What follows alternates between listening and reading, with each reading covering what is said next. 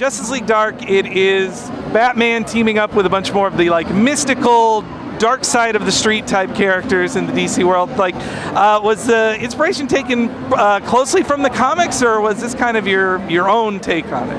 Want to take that one? That's kind of our own take. The comic book tends to be a little metaphysical and esoteric, for lack of a better word. I mean, it's very mental. It's a good read, but what we decided to do was take the occult and make it an action movie. You know, instead of guns, you've got people casting spells, but it's very much a ramped up action movie that happens to have magic instead of guns.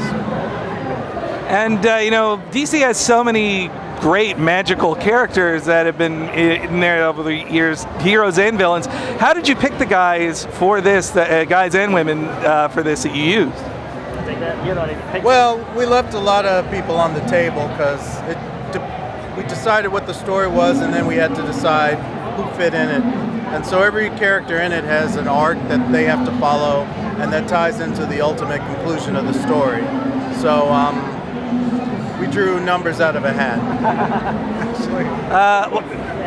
Well, so when you were designing characters who are so iconic, you know, how do you put your own spin on them, especially on, you know, for example, Demon, Etrigan, like that is a Jack Kirby classic, you know, like how do you redesign those type of guys? Well, it's pretty intuitive.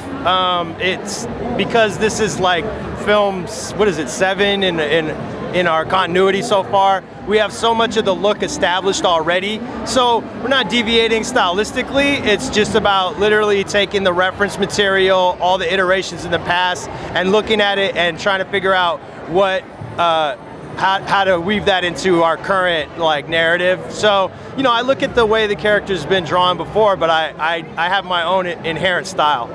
So I don't think about style so much. It's just about, you know, how we want this character to look in relation to the other characters. You think about how they play as a group. You know, if you're drawing a character for a solo movie, you don't have to weigh them against the other characters in the group. You want to create a variety of dynamic silhouettes. So that tends to influence how you approach the design.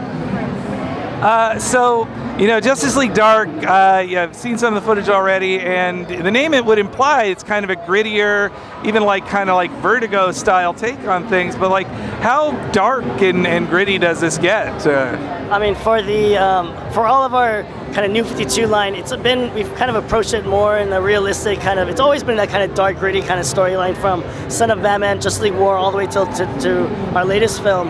But what we try to do, at least what James and I were talking about, was I want to do more of a horror movie. And basically it's a horror movie with superheroes. I mean, it's still an action film, but we tried to put more of the kind of horror genre kind of aspects to it with both the music and kind of the tone overall, where we, instead of like, you know, you losing your life, now you can lose your soul. And so it's a, kind of that aspect where you don't get to tackle with Justice League characters like Wonder Woman or Superman, but now you can deal with a lot more different issues and things that that the Justice League can't handle in a supernatural sense. And you know, this film has Zatanna in it, who, in the comics at least, has a relationship, has a history with both Batman and Constantine. Does any of that come into this film? Oh yeah, definitely see that. I mean, we allude to a lot of the past relationships, which characters know each other, who don't know each other. So it's kind of interesting seeing in this new kind of New 52 universe that we've kind of created, you know, where everybody is at. And sometimes they haven't met before, like Deadman has met some of the other characters, and you'll see that kind of dynamic. And sorry, one last question about the film. So you know, you got Matt Ryan, who's played Constantine in live action now, coming into to play John Constantine in this. Did you take much? Was the design and characterization kind of based on how he played him in the show, or was it your own kind of thing? I mean, I think as far as the look, the look that they got in the live action show is so.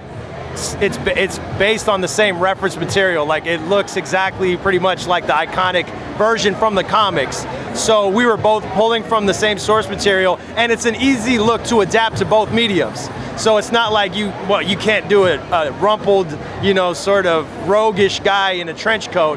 That translates well to live action and animation. That being said, I did have the benefit of having the photos of the character from the show.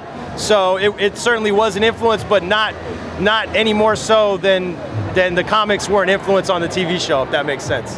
You know. But we, you know, even Matt said that he was excited to be able to play this character in a environment that the show may not have gone to. So he's getting to interact with other DC characters, and the whole world of his character has opened up. His character is basically the same character that was on the TV show, though, and he brought that kind of gravitas and integrity to the character for us.